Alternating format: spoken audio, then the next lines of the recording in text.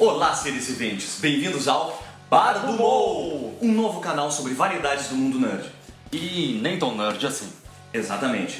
Qual é o diferencial do nosso canal, André? Bem, a grande diferença do nosso canal é que no final de cada vídeo a gente vai estar tocando um tema relacionado ao assunto que a gente vai estar falando nesse vídeo. E falando nisso, qual é o nosso tema de hoje? O nosso tema de hoje é sobre um personagem que influenciou muito a juventude dos anos 80. Ele homem. Hein? Aquele que cavalgava o gato guerreiro. O gato guerreiro? He-Man, é ele mesmo. É isso aí.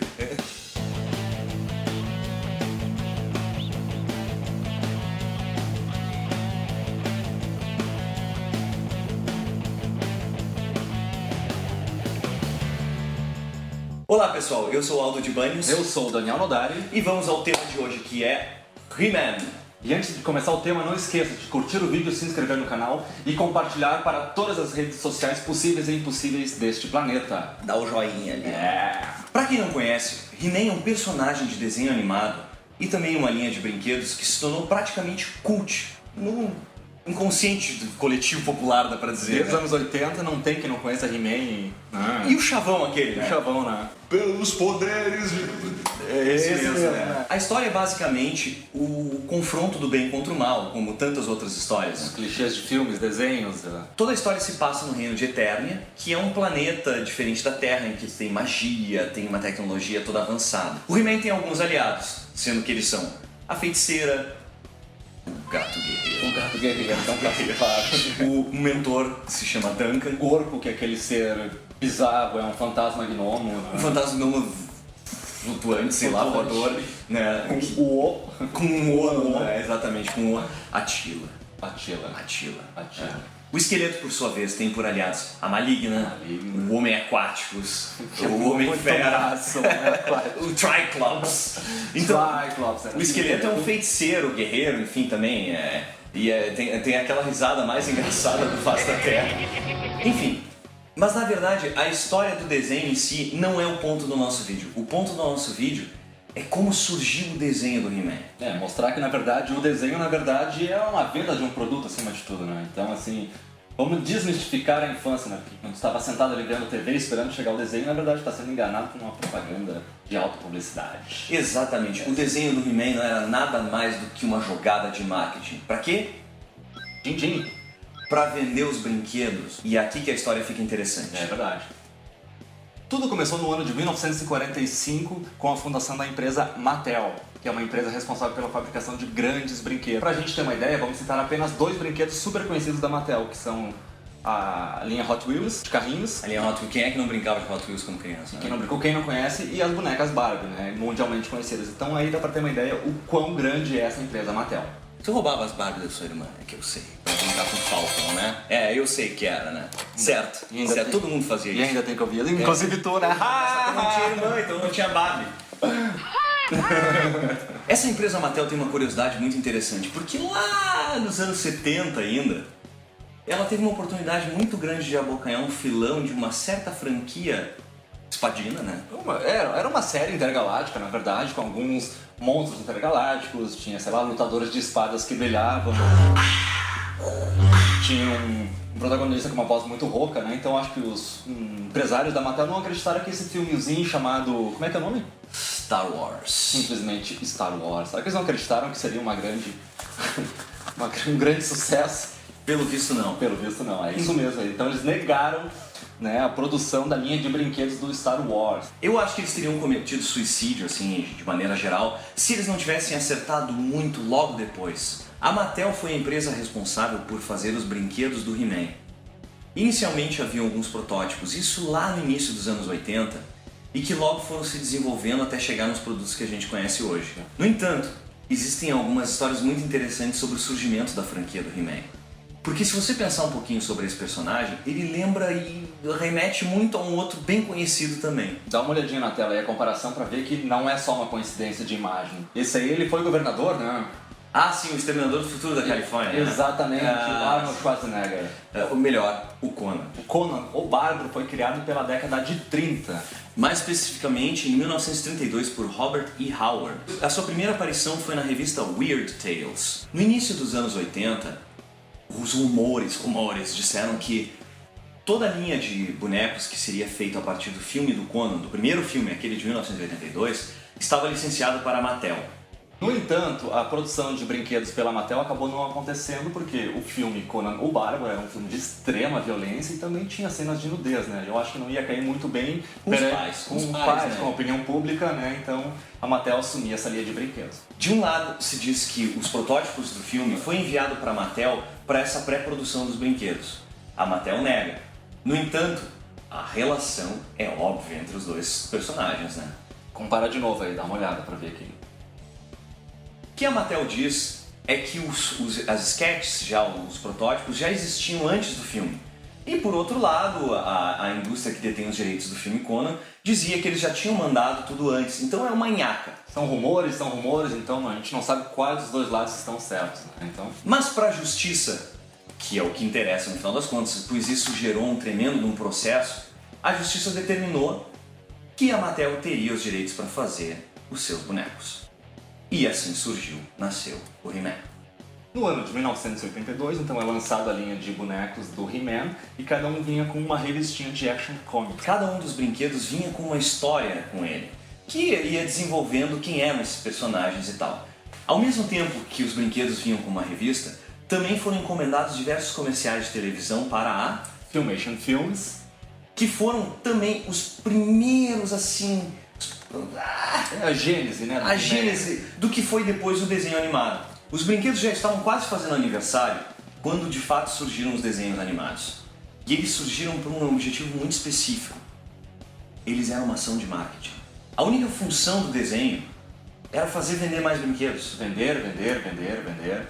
E isso foi uma estratégia adotada por diversas franquias. Não foi só o He-Man. Thundercats, Silverhawks, Comandos em Ação. Todos esses tinham um desenho animado que acompanhava, te dando assim, aquela ajuda na venda dos brinquedos. Não tem outra forma, né? Tu é criança, tu tá ali sentado na frente da TV, passando boa parte da manhã ou boa parte da tarde vendo um desenho, a coisa mais lógica do que é querer um brinquedo daquele desenho que tu tá vendo. Então é uma excelente jogada comercial. Em 83 surgem os desenhos, finalmente. E com eles vem todos aqueles jargões, todas aquelas frases, aquela abertura maravilhosa, aquela música que todos nós conhecemos porque a coisa já está assim no inconsciente coletivo, né? Da nossa cultura pop. É verdade. Certo? Ao todo foram 130 episódios divididos em 2 temporadas. E a estreia do He-Man nas telas então foi em 26 de setembro de 83 e o último episódio foi em 8 de dezembro de 85. Isso nos Estados Unidos. Porque aqui em Terras Tupiniquins ele foi exibido pela primeira vez lá nos idos de 84, ainda na época do Trem da Alegria. Quem é que lembra disso? Uma pérola. E ao longo de diversos anos subsequentes, depois do show da Xuxa, a TV Colosso. E aí toda a coisa todo seguiu, mundo comprou, né? Inclusive a curiosidade é que o Trem da Alegria fez um tema... Oi, dolorido. É. As telas brasileiras, então, o He-Man rodou de 1984 a 1996. Em 1985, então, surge o spin-off da série do He-Man, que é a versão feminina da She-Ra. Os produtores da Mattel, então, também estavam querendo alcançar o grande público feminino.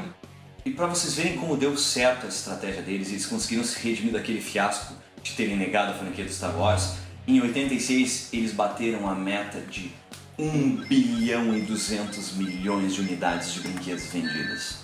1 bilhão e 200 milhões. Você tem noção do quanto isso representa em termos de dinheiro? É muita grana.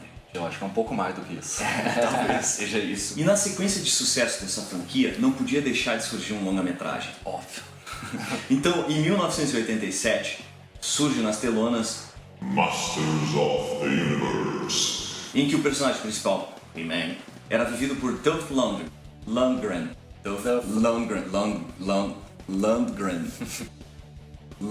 A direção era de Gary Goddard e a trilha era de Bill Conti. A coisa mais interessante de ver sobre isso é que foi um caminho inverso de tantas outras franquias, que antes foram filme e depois se tornaram action figures, e nesse caso, ele primeiro foi um action figure, um desenho animado, para então se tornar um longa-metragem. Acho que eles nem tinham a ideia que ia ter uma grande proporção, né? Não tem como saber. Mas é exatamente o caminho inverso de Star Wars, né? Esquece brabo essa porra, né? É muito tosco. É um clássico, mas é tosco. Diga-se de passagem, né? Diga-se de passagem. Com todo respeito. A franquia do He-Man, como qualquer outra, sofreu um desgaste ao longo dos anos E para tentar Reativar o interesse, exatamente, a Mattel lançou um novo cartoon. Se chamava The New Adventures of He-Man, ou seja, As Novas Aventuras de He-Man. O nome é interessante, né? O nome é interessante. Muito, super criativo, né? Óbvio, Super novas, né? Exato. Mas... E esse desenho se passava então num futuro distante, então arrastaram o He-Man lá para um futuro, fizeram... A gente não vai nem entrar em detalhes, porque o troço é tão patético que não vale a pena, entendeu? Mas o troço é que se perdeu toda a essência, basicamente, Pra mim é outro desenho, todos os personagens, na verdade, eles estão redesenhados, de certa forma, né? Mas assim, dos personagens originais só tem o He-Man e o esqueleto, entendeu? Que são completamente diferentes. Né? Também, o desenho é outro, ele continua com a espada dele, mas ela tá diferente e é uma... Novos poderes, estão no espaço, estão no cosmos. Pra mim é outro desenho, olha, eu não perco tempo vendo. Exato. Mas a gente tinha que falar, né? Em 2002, a Mattel resolveu tentar reavivar novamente a franquia do He-Man, lançando novos brinquedos. E pra dar um boost nas vendas, ela fez o quê? Será que foi isso mesmo que eu tô pensando? Uma nova linha de desenhos. Exatamente. Então, eles repaginaram novamente o He-Man. Repaginaram a repaginação ainda. Repaginaram a repaginação, exatamente. Só que aí eles fizeram pelo menos uma coisa acertada, eles voltaram ao que era o design inicial, podemos dizer assim, mais do primeiro desenho. Exato. Em que o He-Man agora novamente cavalga. A ideia é a mesma. Saca a espadinha, tem os poderes de Lalala, vira He-Man, tem o esqueleto, tem os mesmos aliados dele. É o bem contra o mal, só que tá falando um pouco. É a mesma coisa, né? Só que assim, é um pouco repaginado. Então a temática é a mesma, mas ela tá um pouquinho mais adulta, um pouquinho mais. Eu acho que o desenho do He-Man inicial a gente podia dizer que iria dos 4 anos até os 12, talvez, fosse o objetivo. O esqueleto tinha uma coisa meio de palhaço, assim, era um vilão meio bobo num certo sentido, né? Eu acho que aí abrangia as crianças menores, né? E aí nesse é uma temática um pouquinho mais adulta, mais adolescente talvez. Pra mim ainda continua sendo o primeiro He-Man, o eterno, e mexeu no que tá bom, eu acho que às vezes estraga. Não vale a pena, exatamente. Como vários filmes que existem por aí, né? Estraga o pastel, exatamente. E aí, teve o resultado esperado na venda dos brinquedos? Olha, com certeza como foi a primeira geração do He-Man, não teve. Não teve. E a consequência disso, né? Cancelamento do desenho. É verdade. Como ocorre da mesma forma com as séries, sem audiência, sem o retorno financeiro necessário, principalmente, se corta. E é isso que aconteceu. A história e a origem do He-Man para esse remake de 2002 também foi um pouco modificada, então tem vários detalhes ali que foram diferentes. No primeiro, o esqueleto era um demônio, nesse aqui ele já não era um demônio, ele era o tio do Adam, ou seja, irmão do rei Handor. E então tem vários detalhezinhos que vão se modificando. O He-Man também teve algumas encarnações na DC Comics, nas quais, inclusive, em alguns episódios, ele chegou a lutar com um super-homem. Taco a taco, hein? Mano a mano. Mas quem sabe isso também já seja uma forma de desespero da franquia e vendo que algo não está acontecendo muito forte. Então tentar juntar personagens que já são famosos e vão ser eternos como o Super-Homem, né? Vai saber. E a temática dos cartoons também tinha uma ideia um pouco mais adulta, coisa que os desenhos, em geral, visavam o público mais infantil. Então tá, pessoal, é muito importante então que você curta o vídeo, comente abaixo, compartilhe em todas as redes sociais possíveis e impossíveis, até as redes sociais lá de Eternia. E agora, como prometido, a gente vai demonstrar o quê? O vídeo, né? E qual será então? Só tem um tema possível que a gente poderia tocar nesse momento. Óbvio.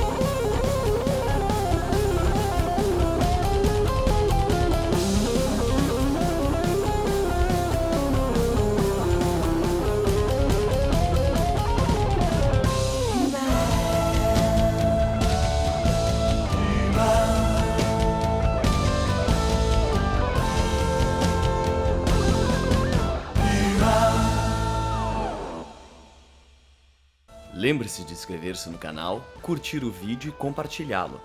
Até logo, minha gente!